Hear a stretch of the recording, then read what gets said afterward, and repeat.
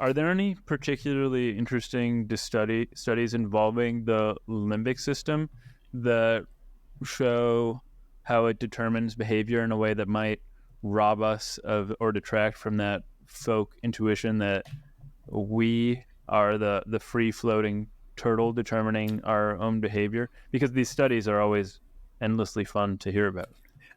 They're amazing. They're every time somebody is in a circumstance where, okay, here's one.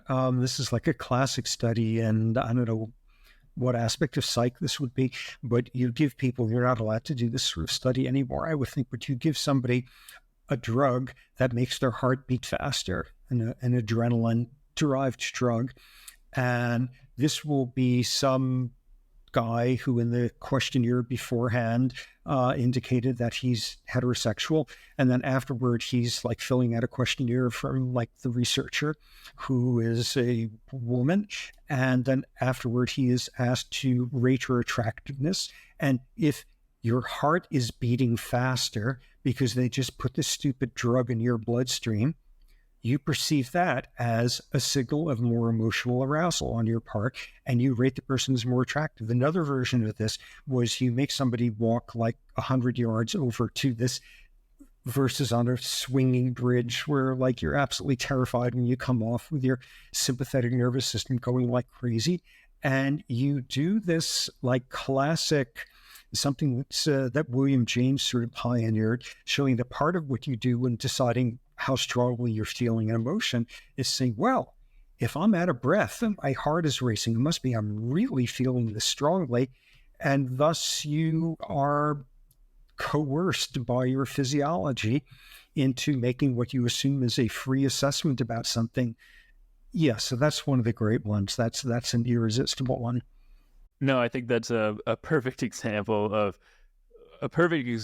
undermines the idea that we are this, or when I say we, it's hard to pinpoint what I mean, but our conscious selves, I suppose, are this free-floating turtle that makes a decision that isn't hampered by seemingly superfluous biological dimensions of ourselves, such as our heartbeat, our heart rate. Yeah. Our microbiome in our guts. The makeup of bacteria there turn out to have a significant influence on your likelihood of an anxiety disorder or major depression. Whoa, what's that about? Yeah, all of these unforeseen outposts, and in some ways, like what the last, 4 centuries of biology insight has consisted of, is people saying, whoa, I had no idea that had something to do with biology. I had no idea that like who I hate and who I fell in love with and whether I could concentrate and whether I'm good at reading and whether I have morally acceptable behaviors by the rules of my society and what I view of my society's rules and their legitimacy. I had no idea biology has something to do with that. Yeah, that's all we've been learning, leading eventually to we're nothing more or less than that biology and the way it interacts with that environment that we've been handed by luck. Yeah.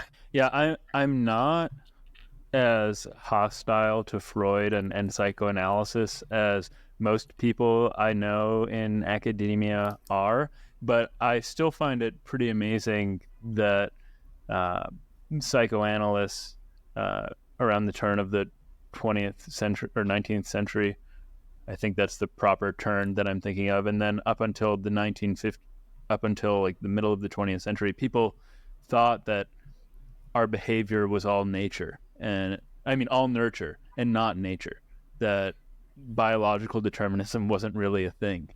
Yeah, but then Freud would wave his hands and cite all sorts of instincts that implied an innateness, but nonetheless the use of that word in that context had like next to no meaning.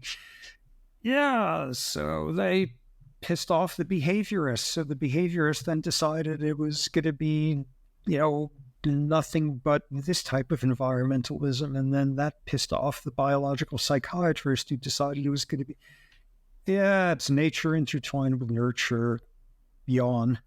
you can't separate the two.